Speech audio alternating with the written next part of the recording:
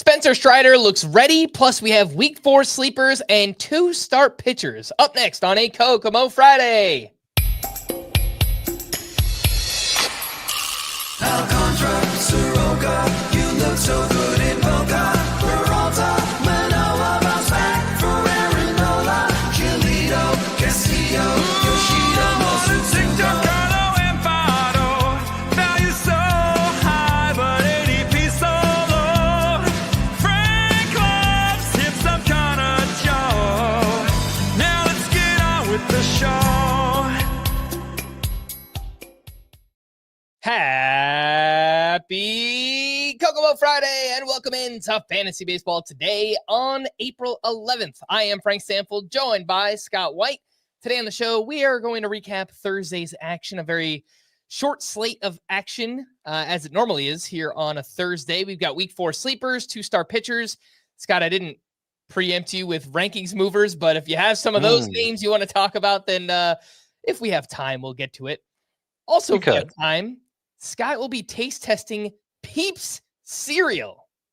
How about that? This is all your arrangement, Frank. You texted me tonight saying, "Hey, did some Peeps cereal show up at your house?" It did. It did. It's right here. Peeps cereal.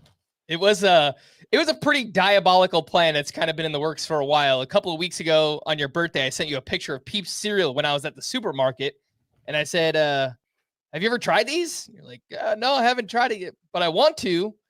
And then I asked you for your address to send you the trading card from Uncle Wags that he made. And then that's why I got your shipping address. I don't know about this box. This box has been through the ringer. You see this? I ordered it through Amazon. So whatever happened. I don't know. Oh, I don't know. Hopefully it's not a fine powder at this point. Before we get into the players of the night, do you want to share some of your history with Peeps for those who might not know your affinity for them? You know, it's funny.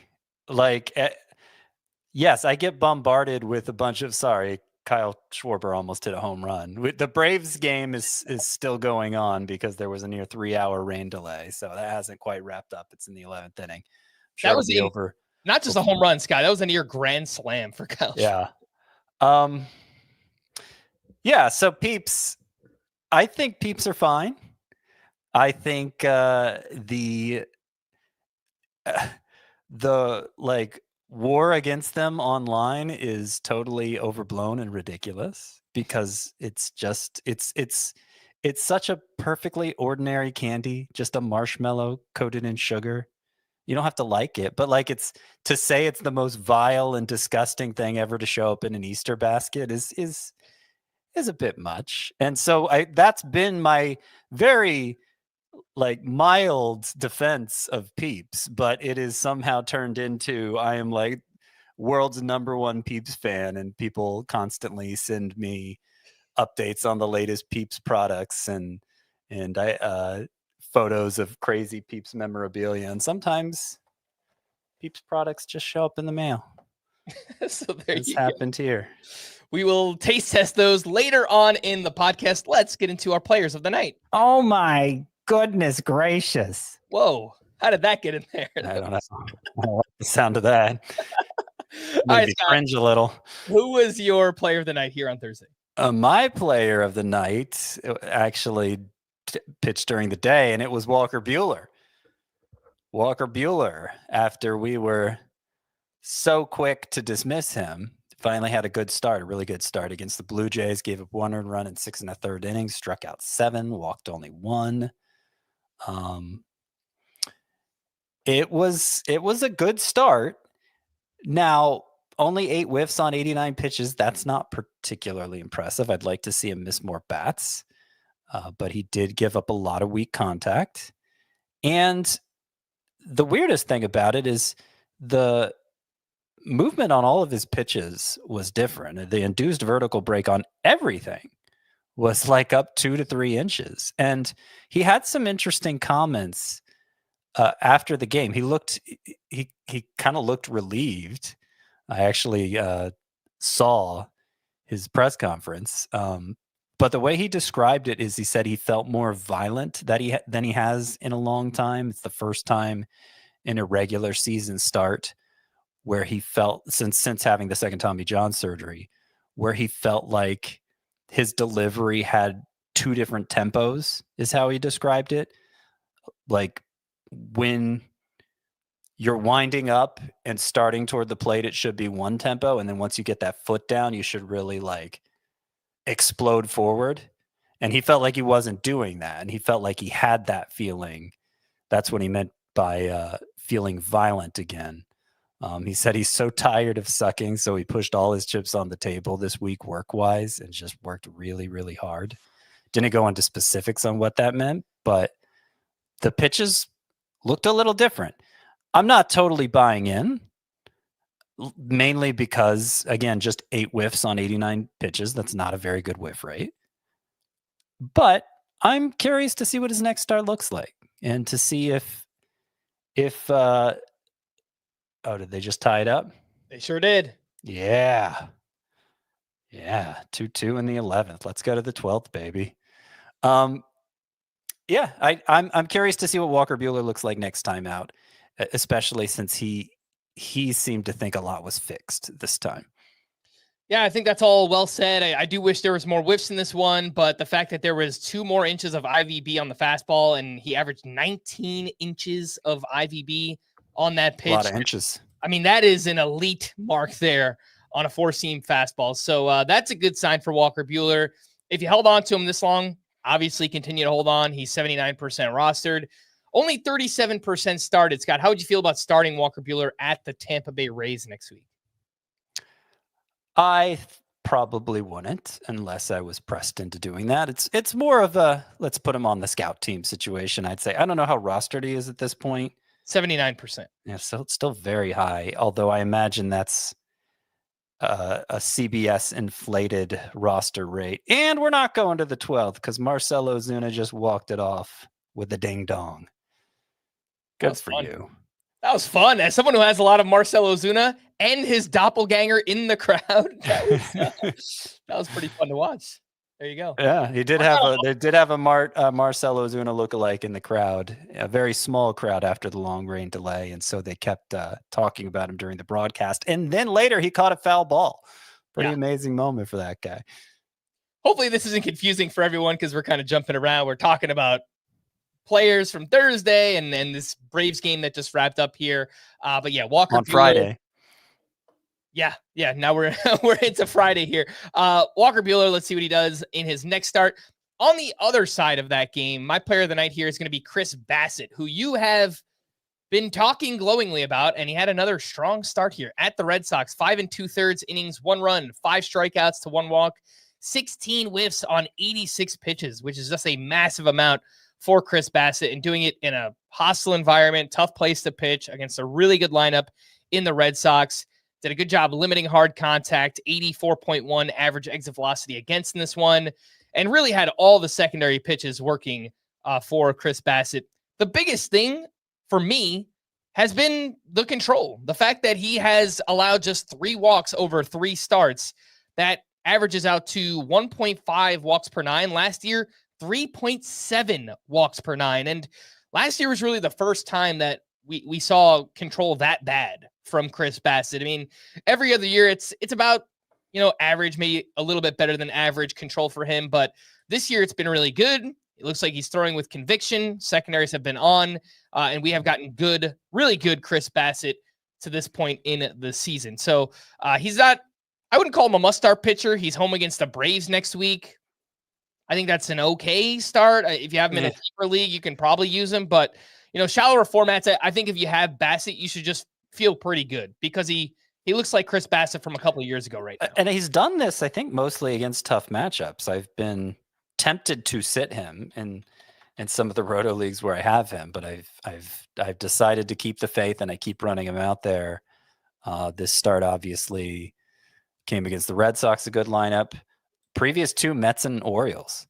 Yeah. The Braves, I think they entered the day with the second lowest number of runs scored. So you could argue they are a good matchup right now. Now, I think that's a situation where they're a good matchup until suddenly they're not. But I I don't think you should necessarily be scared away from a bad matchup with Bassitt. And while I agree for some of the shallow leagues, I wouldn't go as far to call him must start. I think he's closer to that end of the spectrum than not. I have him now in my starting pitcher rankings, 56th. Yeah, I saw you got him up there quite a bit. I moved him up as well, Chris Bassitt. I think I got him up to 67th or something like that. I mean, I had him like pretty much buried before this. So getting him up to 67, he's around other names that have been rising like Max Meyer and Reese Olson and Casey Mize and names like that. So if he continues to look like this, I think I'll move Chris Bassitt up a little bit more, but now he's into a very respectable range in the rankings, and rightfully so. Wanted to mention the Angels up top here. Bombs away, 6 home runs at the Rays in George M. Steinbrenner Field. 2 homers for Taylor Ward, 2 homers for Mike Trout, and 2 homers for Joe Adell. Nice to see from Taylor Ward, who was off to a bit of a slow start here. And no torpedo bats to be found. No torpedo bats, that's right. Yeah. Joe Adell, by the way, his first 2 home runs of the season, sitting out a little bit more than you'd like. He sat out, I think, 3 times in 12 games. And, Kyron Paris emerging, they've had to find ways to get him into the lineup. So it has come at Joe Adell's expense a little bit. But just wanted to point out, under the hood, 24% strikeout rate for Joe Adell. Like to see that. Still hitting the ball really hard. 91.8 average exit velocity with a 47% pull rate. Really small sample, but I think overall these are positives for Joe Adell. And he's 25% rostered. That feels a little bit low. I mean, for those who play in 5 outfielder leagues, I think Joe Adell should be rostered. I don't know that you have to play him every week, but he's got some power, he's got some speed, and I think more often than not, the Angels are going to play him. So, yeah, I am curious to see if the reduction in strikeout rate continues. It's not a huge reduction.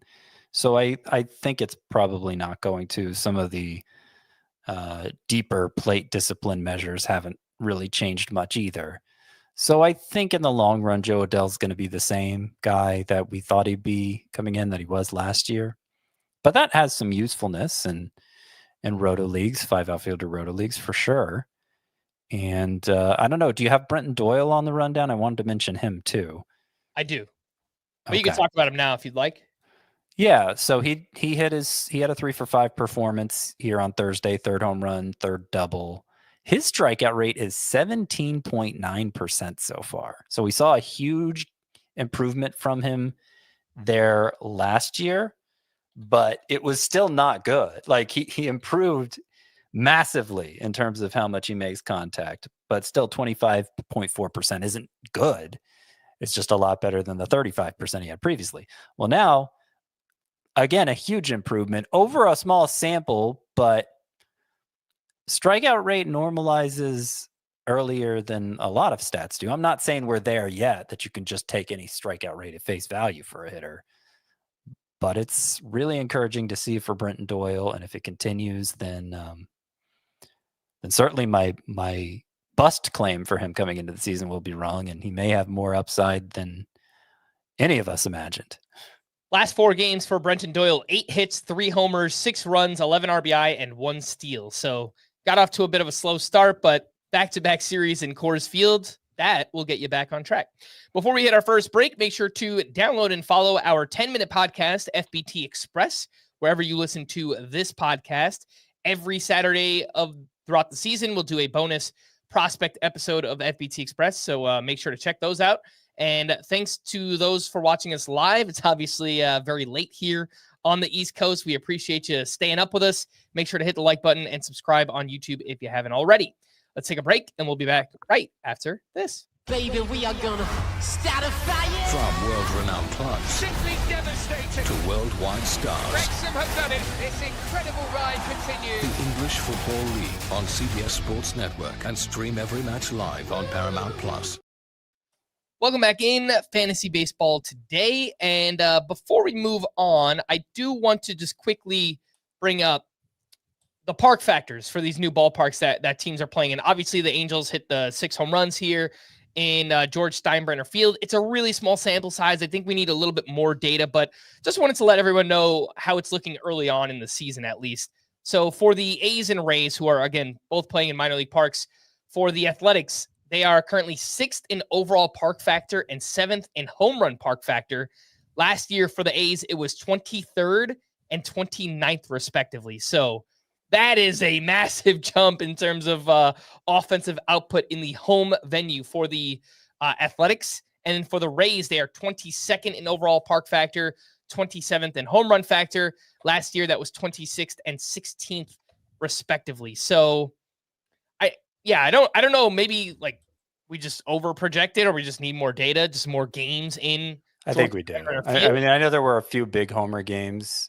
And like Thursday's game isn't even included yet, so that'll probably raise it up. So right. My understanding with how park factors are calculated is if more home runs are hit there, it's going to be taken as a more favorable park for home runs. So it's kind of a which came first, chicken or the egg thing. And I'm not sure we can deduce much from it yet. Like it's yeah. I mean, I would lean toward it playing hitter friendly, but is it at an extreme? I don't think that we can say that yet. Do you feel the same way about the A's where they're playing in Sutter Health Field? Because that's what I was talking about. Yeah. Okay, yeah. Because those are just much high, top 7 in both park factor and home run factor. It's really early on, I do feel really confident the Rays are going to play in a homer friendly, offense friendly ballpark because it's the same dimensions as Yankee Stadium. So we have a case study there, and it's an environment that's all on top of that is an environment that's more conducive for home runs with the humidity, the Florida humidity. So yeah, I would be very surprised if that one didn't play hitter friendly. It's the A's venue that I'm less sure about. I would lean toward it being hitter friendly again, but how much, I think it's hard to say at this point. All right, let's quickly run through the pitchers duel that we had in Atlanta before the rain came down. It was a pretty fun one. It's time to duel. Jesus Luzardo up against Spencer Schwellenbach. Luzardo 6 innings, 1 run, 6 strikeouts, had 12 whiffs on 98 pitches. And for Schwellenbach, 6 innings, 1 run, 5 strikeouts, 10 whiffs on 81 pitches. If it didn't start raining, him being at 81 pitches, I feel like probably could have came out for the 7th inning, but we'll never know. Both guys were very good here, Scott. Anything that stood out to you on Luzardo or Schwellenbach? They both pitched well, as you said. It wasn't the best we've seen them before, and Luzardo's fastball was down a mile per hour, closer to the velocity we saw from him last year. So I don't know what to take from that. It's not like it was a cold weather game or anything. It was mid-70s. So it may have just been a one-off. Obviously, the result was good. I'm not panicking about it, but it is probably the most notable thing about Luzardo's start this time. And as for Schwellenbach, he I don't know, he looked good. He didn't have quite as diverse of a pitch mix as we usually see from him, but to have the kind of start he did against a lineup like the Phillies, I mean, I'm not going to take anything away from it. His whip is all the way up to 0.65 now. Oh no. Yeah, great start from Schwellenbach. Control has been very good for him, and a 58% ground ball rate early on in the season as well. Let's hit some news and notes and stick with the Braves for a second. The plan is for Spencer Strider to make his Braves season debut next week. He had another awesome rehab start Thursday, 5 1/3 innings, 1 run, 13 strikeouts with 25 swinging strikes. Frankly, I am surprised that this start did not come in Atlanta, but they wanted to play it more safe and obviously give him another start here. But sounds like his next time out will be with the Braves. Scott, if you have Spencer Strider, do you just throw him back out there? Oh yeah, I don't think you play games with that one. The upside is so great that you'd hate to miss even one start where he gets you double-digit strikeouts, and I think it's totally possible he does that first term back as many strikeouts as he was racking up in the minors and during spring training, during the couple outings we saw him. I'm not totally at ease with everything for Spencer Strider. I will note that even in this most recent outing where he struck out 13, his average fastball velocity was still down about 2 miles per hour from where we saw it 2 years ago. And his fastball is such an important part of his arsenal. It was arguably the best fastball in baseball, just in terms of how good it was at registering whiffs. At his peak, I'm talking about. And so what does it mean for him to lose a couple of miles per hour on it? Is that a permanent condition? Is it just that he's facing minor leaguers and clearly just ramping up and realizes he doesn't need to go 100% with it? As we saw for a lot of pitchers in spring training, and then their velocity was down a couple miles per hour, and then they come in when it counts and suddenly it's back. So maybe that's what's going on with Strider.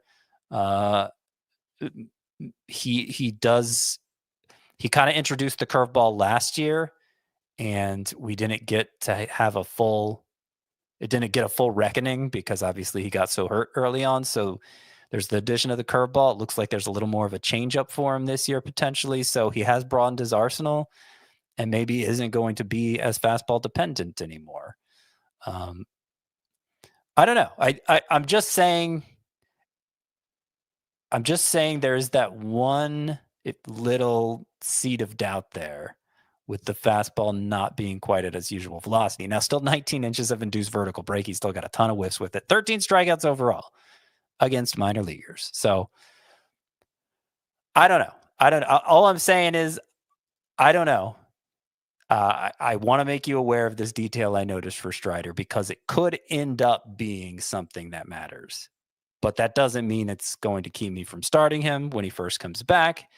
It doesn't mean it's going to keep me from predicting that he'll be great this year and just a must-start ace for you the rest of the way. I think that is the likeliest scenario. I just wish he was throwing a couple miles per hour harder.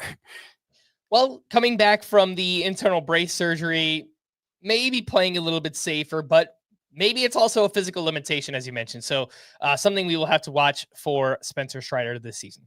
Ronald Acuna will have a checkup with doctors early next week and is expected to be cleared for lateral movements and change of direction running. The Twins are promoting David Festa to start Friday against the Tigers. We saw Festa in 13 starts with the Twins last year, 4.90 ERA, 132 whip. Underlying numbers did look better than that. Pretty good at getting swings and misses as well. We'll talk about Zebby Matthews in just a second, but David Festa, 12% rostered. Scott, do you have any interest in a speculative ad there?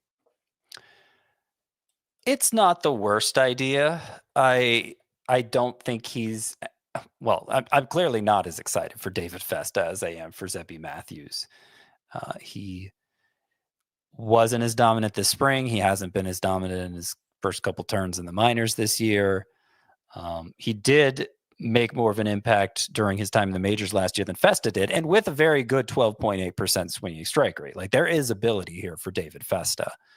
And so it wouldn't be the most shocking thing if he turned himself into a fantasy asset. But I do see it as more of a wait and see situation, and do see this news as something of a disappointment, given that Zebby Matthews' turn lined up directly with Pablo Lopez, and instead they're bringing in David Festa a couple days early to push everyone else back, give everyone a day of rest.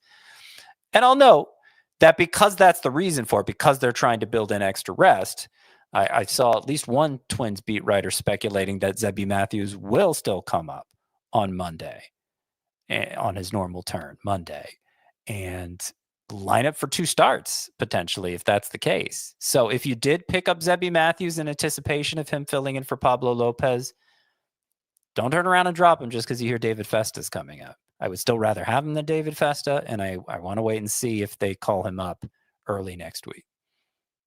What I read about Zebby Matthews is, again, he could be called up, but it also could be part of a temporary 6-man rotation, Scott. So would that still make him a 2-star pitcher next week? The Twins have 6 games, so it just depends how long they stick with that 6-man rotation. They had a stretch of 12 games in 12 days. That will be coming into an end Wednesday, so in the middle of next week. So would they send a guy down with that off day and make it a 5-man rotation? Maybe. but I don't currently have Zebby Matthews in my 2-start rankings. Obviously, I don't even know if he's coming up. It's just, I'm saying it's a possibility if he does start Monday that's what ends up happening with him. Yeah, Zebby Matthews, 32% rostered. Festa is 12%. In a vacuum, even though Festa's getting called up on Friday, I would still rather have Zebby Matthews than David Festa at this point. The White Sox are promoting one of their prospects, Chase Mydroth, who came over from the Red Sox in the Garrett Crochet trade. He's 23 years old, big hit tool here, a little bit of speed, not much power. Last year, AAA hit 293 with a 437 on-base percentage, 7 homers, 13 steals, and 838 OPS. Only 6% rostered is Chase Mydroth. Scott, do you have any deep league interest? Oh, yeah, definitely deep league interest. Probably not more than that yet, because he does seem like the sort of player who during the height of the Moneyball era would have gotten people really excited because, hey, he walks a ton, and he does walk a ton. His on-base percentage in the minors last year was 437. And the year before that was 408. So Chase Mydroth, he knows how to get on base against minor league pitchers. But we've seen in more recent years that particularly if a guy doesn't have enough impact in the bat, major leaguers are much better about throwing him strikes. And it just doesn't end up translating. So that's my fear for Chase Mydroth. I will say for him, though, he hit the ball harder last year than the scouting reports would have you believe. His average exit velocity, whole year spent at AAA, 88.6. That's not great, but it's not terrible either. And the max was 108.1. Again, not great, but not terrible. He has been elevating to his pull side more early on at AAA with the White Sox. Remember last year, Red Sox organization, now White Sox came over in the Garrett Crochet trade.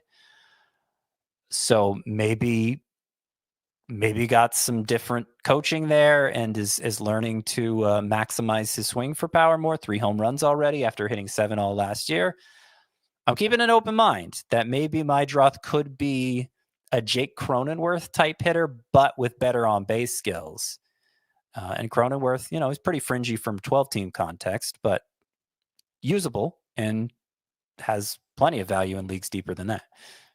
Yeah, I think that makes sense. Again, that was Chase Mydroth. So for those who play in, 15-team mixed roto leagues or anything deeper than that, I do think he's a name that should be on your radar. Also, just wanted to mention that Colson Montgomery, another one of their top prospects, was scratched on Thursday from the AAA lineup. No injury was announced. He also has a 50% strikeout rate at AAA, and he's been a disaster this season. But I don't know. I wonder if maybe they'll just call them up as like a package duo here. I haven't seen that anywhere, but again, he was scratched from the lineup here on Thursday. So, yeah, that would be surprising as much as he's been striking out. I am very worried about him from a dynasty standpoint, Colson Montgomery. Yeah. Ezequiel Tovar was out of the lineup Thursday due to a hip issue. Jesus Sanchez began a rehab assignment at AAA on Thursday. He's on the IL with a left oblique strain. Austin Hayes also began a rehab assignment at AAA on Thursday. He's on the IL with a left calf strain. The Pirates optioned Thomas Harrington back to AAA. He had a rough first start, and then he served as a piggyback reliever with Carmen Majinski on Monday. Ryan Gusto will start for the Astros on a Saturday against the Angels. He's 26 years old. Okay numbers in the minors last year. I don't really see anything, Scott. Do you have any interest in Ryan Gusto? No, I can't say that I do. Yeah, it's a pretty underwhelming. The rates there for both strikeouts and walks last year. Neither of them are bad, but they're just like, I don't know. I don't think there's a lot here. All right, Kyle Gibson made his first start at AAA for the Orioles. He went 3 1/3 innings, 1 run, 4 strikeouts. He got up to 47 pitches. So sounds like he'll need a few more turns in the rotation there before he joins the Orioles for the first time. 2% rostered. I don't think we have much interest in Kyle Gibson. Mike Tauchman went back on the IL due to a right hamstring strain. Ryan Bliss will undergo surgery Friday to repair his left biceps tear. Is expected to be sidelined 4 to 5 months. Yohan Moncada was placed in the IL with a right thumb sprain. That'll help Kyron Paris get in the lineup consistently. And Yasmani Grandal signed a minor league deal with the Red Sox, which does make sense. Connor Wong was placed on the IL.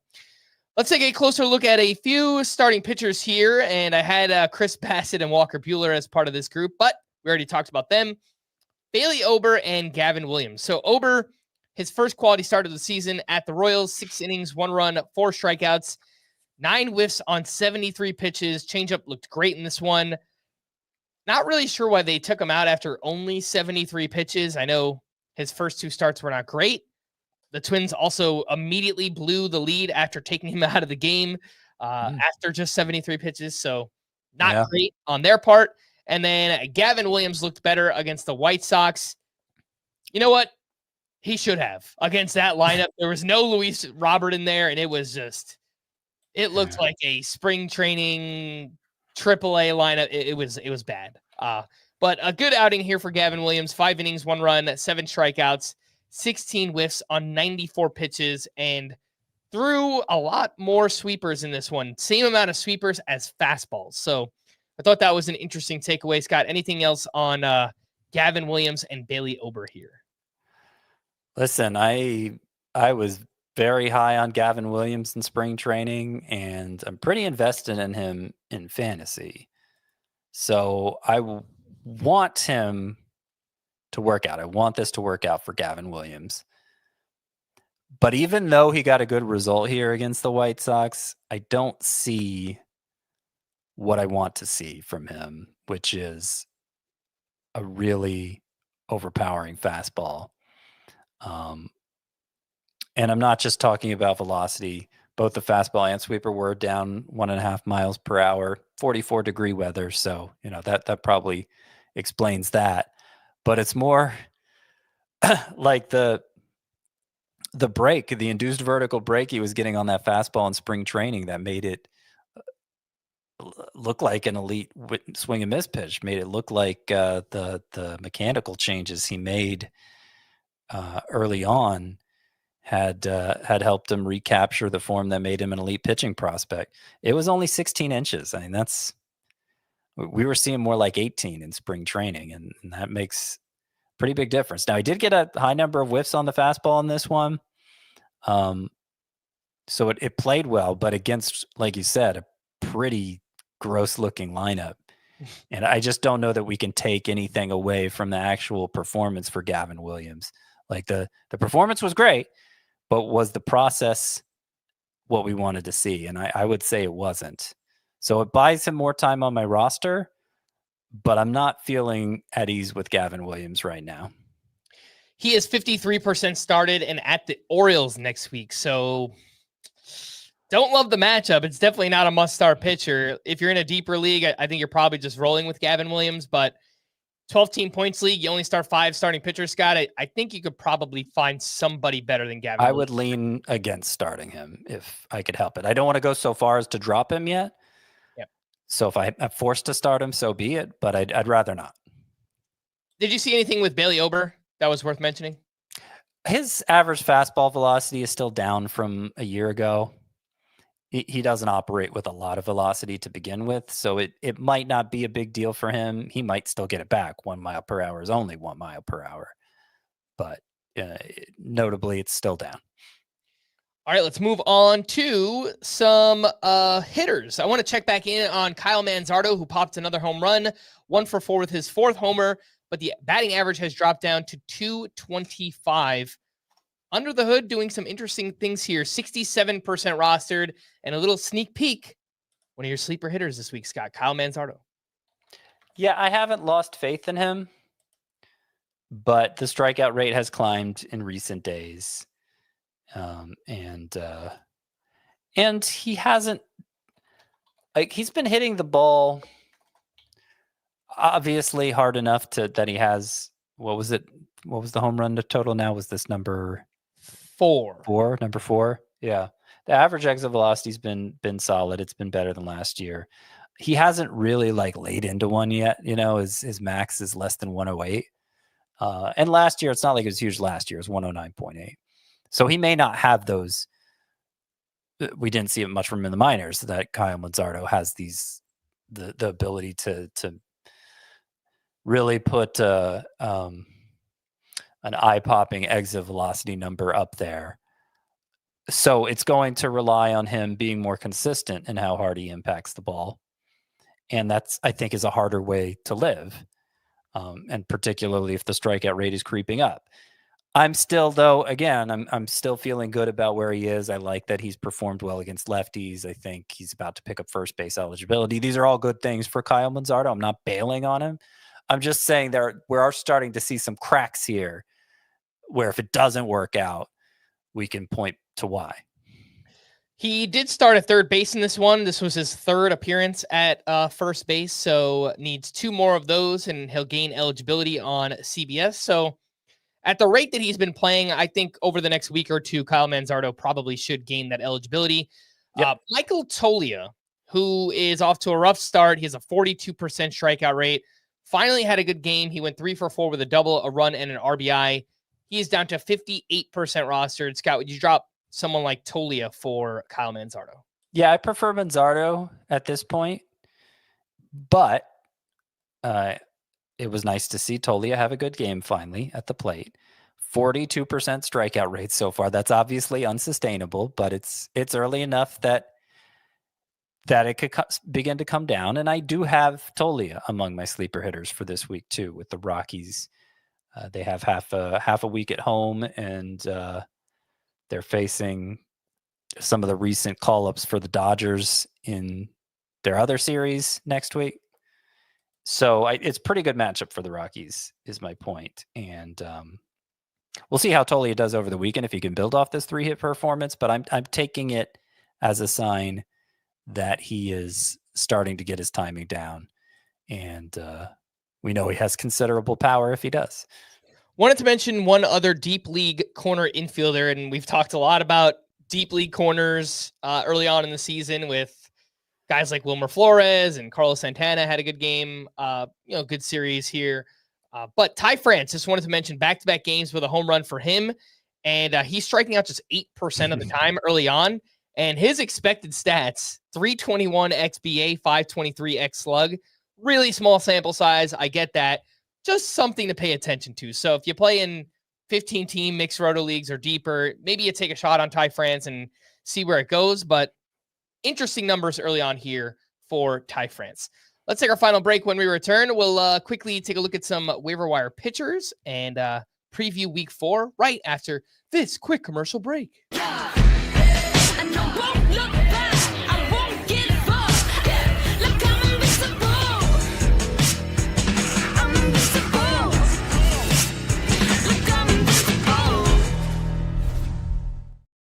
Welcome back in Fantasy Baseball today. Taking a look at waiver wire pitchers from Thursday's action. Jose Soriano pitched well at the Rays, 7 2/3 innings, 1 run, 4 strikeouts. Did allow 11 hard hits in this one, but he is off to a nice start and is 68% rostered. The other name here is Michael Wacha. Solid outing, 5 1/3 innings, 2 runs, 4 strikeouts, had 11 whiffs on 88 pitches. And he's been kind of bad early on here. He might line up for 2 starts next week, Scott. Michael Wacha at the Yankees, at the Tigers. So one good matchup, one not so good. Do you have interest in adding either Wacha or Soriano? Well, more Soriano. I think more Soriano is a good rotation stabilizer. You mentioned he gave up some hard contact in this one, but he is one of the most extreme ground ball pitchers in the game, like a 60% ground ball rate. And I don't mind hard contact as much from pitchers who keep the ball on the ground. Harder contact tends to come on the ground. And usually if it results in a hit, it's just a single, but it often doesn't result in a hit. So I think just by keeping the ball on the ground, you can mitigate those hard hit tendencies. And his velocity, Jose Soriano, I believe it was back up a little in this start. It had been down. He's such a hard thrower that he could probably afford to give some up. But yeah, I think he's looking pretty solid overall. I don't think there's a huge ceiling here, but I think he's good enough that you'll want to keep him around. And the other one, Michael Wacha, I like how you mentioned he may be in line for 2 starts, because I think that's how we should approach the Tuesday, Sunday 2-start pitchers, particularly when it's a 7-game week like the Royals have coming up. There's a good chance they're going to want to insert a 6-starter somewhere that week, and maybe Walker loses his 2-start status. And if he does, he's just facing the Yankees. So he seems a little dangerous. He qualifies for my sleeper pitchers, but I actually left him off because I don't know that we can actually trust Walker for those 2 starts. And he might be fine eventually for a 1-start week. Doesn't look like he has his changeup yet. It's missing about 4 inches of drop from a year ago. And that was with it actually having a little more drop this start than in his previous couple turns. So that's always been Walker's make or break pitch. It just doesn't look like it's there yet. 2 deep league pitchers. Quinn Priester actually survived Coors Field in his Brewers debut. 5 innings, 1 run, 4 strikeouts.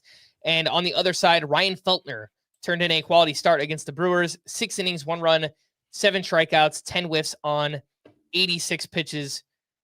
I know he's a Rockies pitcher. I just think Ryan Feltner is doing some interesting things early on this season. He's changing up the pitch mix. He's throwing more changeups and sweepers. It's probably not going to work out because he's a Rockies pitcher, but I don't know. He's doing some interesting things. Yeah.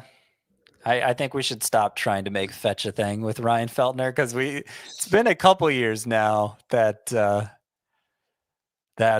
we want to see the good in him. There's still good in him. We think like Darth Vader, but there's not because he pitches for the Rockies, and I don't think he's a talent the caliber of Chase Dollander. Maybe if he pitched for some other team, there would be something there for Feltner, but I just choose to ignore these starts where he looks pretty good because I know in the long run the stats aren't going to be there. That's probably right. Some hitting leftovers. Steven Kwan had a huge game, 4 for 5 with his second home run, added 4 RBI. Jarren Duran, 2 for 3 with 2 walks and his 5th steal, still searching for his first home run of the season. Trevor Story is running early on, 2 for 5 with 2 steals. He's up to 2 home runs and 4 steals on the season. 2 studs being studs. Bobby Witt Jr., 2 for 3 with a double and his 4th stolen base. And Kyle Schwarber is raking early on. Hit his 6th home run of the season. It came off of Spencer Schwellenbach. And Schwarber is in a contract year, and he looks like he is on a mission. Scott, any names here that stand out? Anything you want to mention? I mean, they're studs being studs, right? I don't have a lot here. Yeah, I mean, let me check Schwarber's fly ball rate because that was the thing I was going to watch the most closely with him because he traded off some fly balls for more ground balls last year, but that got his batting average back in the respectable range after a couple years of it being right around the Mendoza line. And so far that fly ball rate looks about the same as last year. So tiny sample, of course, it could change. But that is, I prefer the Schwarber who hits 38 home runs with a 240, 250 batting average versus the one who hits 45 home runs with a 200, 210 batting average, personally. Yeah, and the quality of contact early on has just been outstanding for Schwarber. 97.8 average exit velocity, 116.7 max EV, which is already his hardest hit ball since 2019. So very nice start here for Kyle Schwarber. Let's get into our week 4 preview, and we will begin with the schedule next week. 20 teams have 6 games, and then there are 10 teams with 7 games. The Nationals, Rays, Cardinals, Giants, Royals, Tigers, Yankees, Mets, Phillies, and Pirates. What about the Rockies?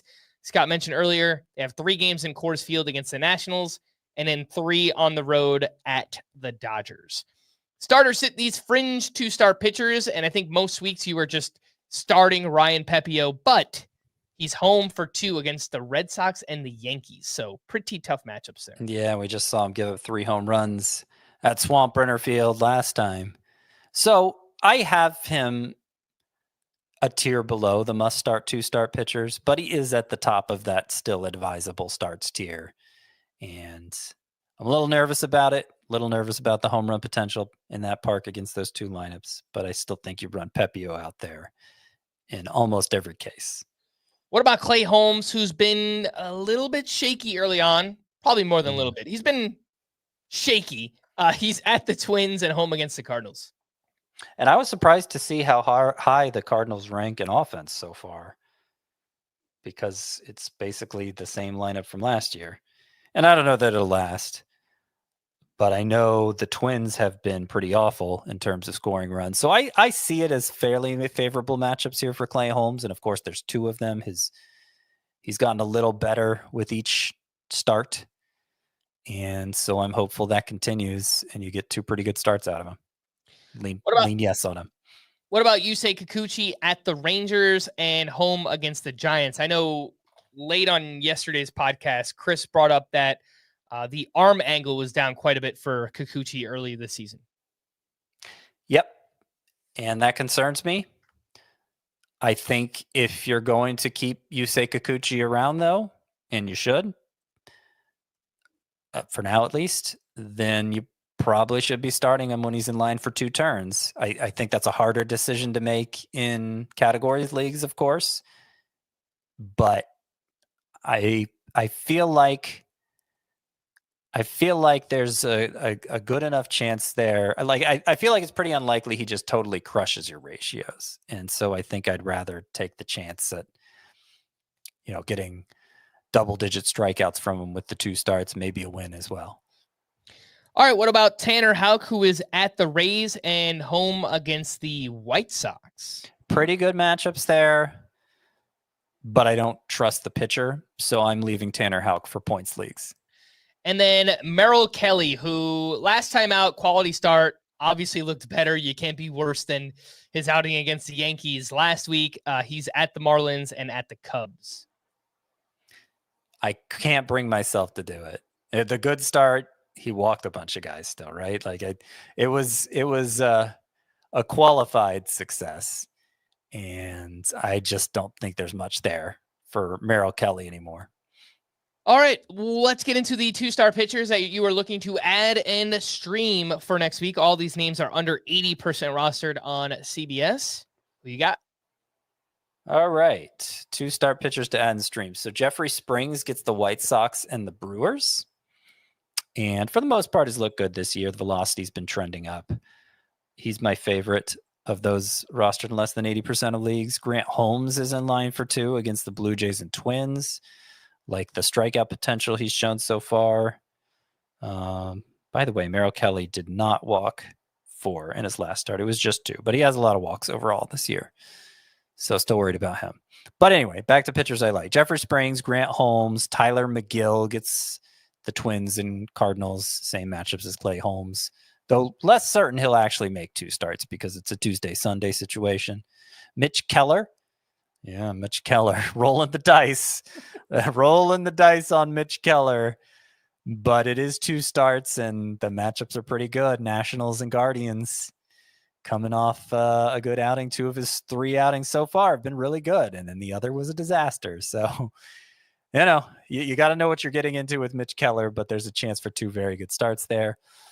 Landon, I feel like I've been saying it wrong. Landon Raup is how it looks with the Giants, but is it not? His baseball reference says Roop.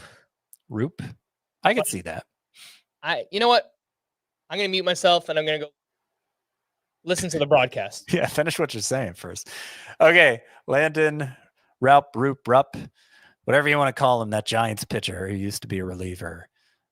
He gets the Phillies and the Angels. So the matchups are a little concerning, but there's some strikeout potential there. Of course, in points leagues, you get to take advantage of the RP eligibility.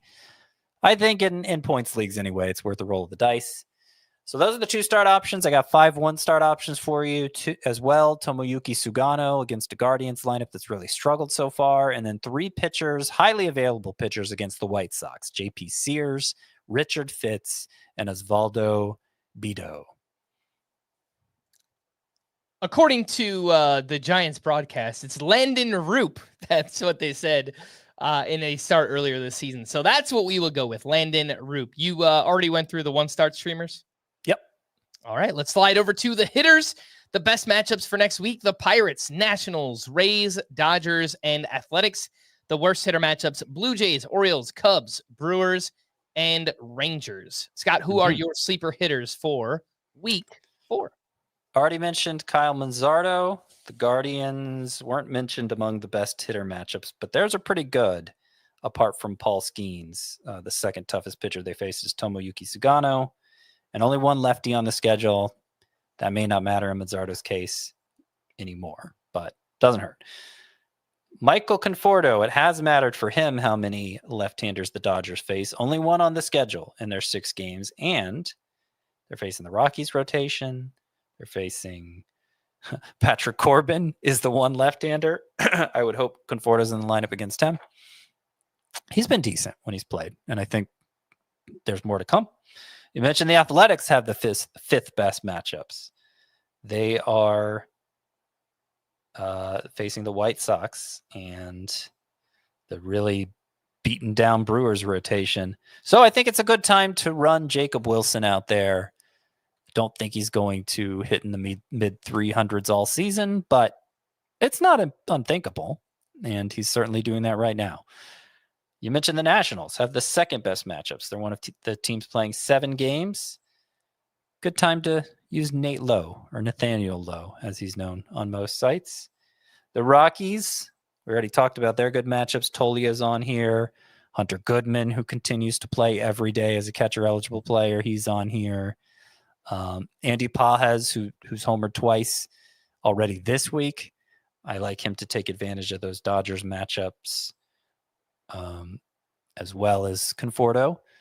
I like Jake Mangum because the Rays have such favorable matchups, 7 games, and obviously he's performing well. Don't like him long-term, but I think if you're looking for a streamer off the waiver wire, particularly if you need steals, Mangum isn't a bad choice. I'm going to keep sticking with Max Kepler. I think there's something here. The Phillies have 7 games, six against righties. Kepler's been walking a lot at least. It's a deep lineup. We know he has the potential for power. He's number 9 on the list here, but available in 3/4 of CBS leagues. And finally, Brian Hayes hitting the ball hard early on. I had to pick a Pirate since I have them as the most favorable hitter matchups. I think he's stolen 3 bases so far? We're seeing Hayes do a little more of that this year.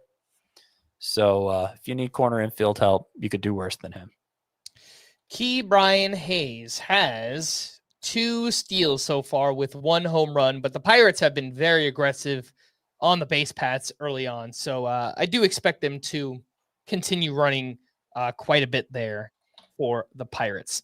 Call to the bullpen. Some updates here for the Royals. Lucas Ursay got the 8th inning with a 1-run lead facing the heart of the Twins lineup. He retired all 3 in order.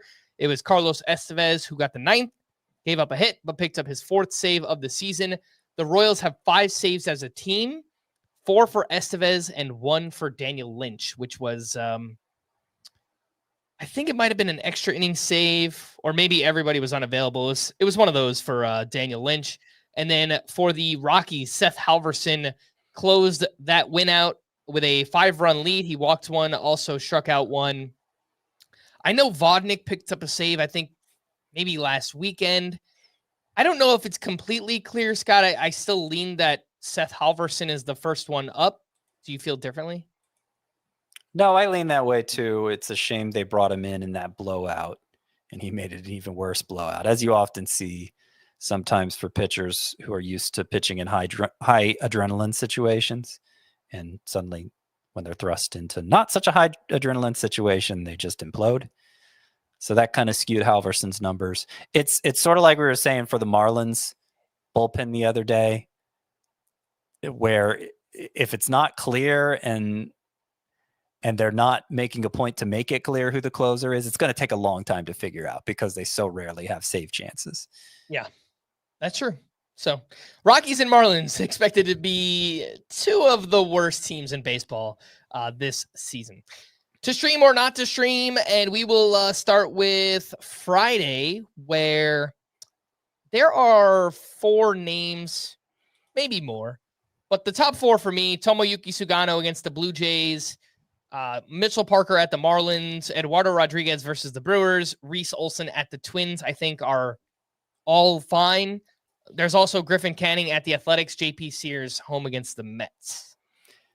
Yeah, I go Sugano 1 here. Reese Olson 2, and actually Griffin Canning 3 against the Athletics. On Saturday, we do have a lot of names on the mound, but not so trustworthy names. I would lean with David Peterson at the Athletics, Richard Fitz, who hasn't been great, but he's at the White Sox, so it's a really good matchup. He's going to have back-to-back starts against the White Sox. Yeah, and the third one was tough. I know it's a bad venue. It's a tough matchup. Jordan Hicks at the Yankees. I don't know. Anybody else from Saturday you might like instead? I don't think so. I mean, AJ Smith-Shawver at the Rays, Kumar Rocker at the Mariners. Those are boomer bust kind of starts. I don't think either has earned a place in fantasy lineups outside of a desperation situation, but you could see it going really well for them given how talented they are. I'd rather start Fitz, Hicks, and Peterson though. Yeah. And then on Sunday, I like Hayden Wesneski home against the Angels. Really like what I've seen from Shane Smith, but it's against the Red Sox, so I don't love the matchup here. Same thing for Easton Lucas. He's looked good, but he's at the Orioles, so I don't really love the matchups there. Hayden Wesneski is the only one I would definitely start. And I guess if you're desperate, Shane Smith or Easton Lucas for me. I think that's right, but I don't even I wouldn't eagerly start any of them, Wesneski included. I mean, Angels just did hit 6 home runs. Yeah. After all. Yeah. All right, Scott. Well, we made it to the end, and here we are. For those still watching and listening, I'll try to give you a little bit of a play-by-play. Scott is here to try the Peeps cereal, which let's hold this up to the camera and see exactly what we're working with here. So, yeah. All right, we've got a bunch of little Peeps marshmallows mixed in there. What's the cereal base? Is it like Fruit Loop type things? It's a corn flour blend, according to the ingredients. Very high sugar content in this cereal, and I say that as somebody who usually defends the sugar content of cereal is not as high as people claim, but this was a lot. It says there are chick and bunny shaped marshmallows. Real ones know that the chicks are the true Peeps, not For those sure. bunnies. All right, well, Get out of here with your bunnies. I got a little bowl here. Got a little milk. What's the cereal to milk ratio? Because that's what I'm dying to know here. Well, I'm not really supposed to drink whole milk anymore, and that's all we have in the house. But for the good of the show, I got to put a little. I got to put some. I got to put a little splash in, or else it's not the proper cereal experience. Oh, they're kind of ring shaped, the actual cereal pieces. Yeah, that's what it looked like. Some kind of Fruit Loopy type things, and then I'm not gonna lie, it smells good. well, when it's loaded with sugar, Scott, how could it not? You know, I was like the marshmallows are tiny. I was expecting big Peep-like marshmallows. You're gonna be up late working, Scott, and you'll have all that Peeps sugar keeping you up late at night here. So here's what it looks like. Okay. It does kind of look like Fruit Loops. You're right. All right. And let me see if I could pick out a marshmallow here. So You know what? show you how. This looks exactly like Lucky Charms. This is exactly like Lucky Charms. Well, no, I mean Lucky Charms aren't little rings like that. So that's the marshmallow. That's the size of the marshmallow. Pretty small. Yeah. Pretty small, right? Okay, a little splash of milk, like I said I'd do. All right. Well, cheers for you there, Frank. Scott is sacrificing his body while drinking and eating whole milk here for the good of the show. Moment of truth. All right.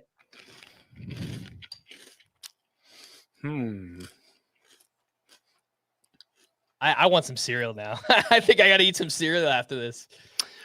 I mean, the room temperature milk is, I'm not, because it's just been sitting here the whole time. Right. It's not helping, but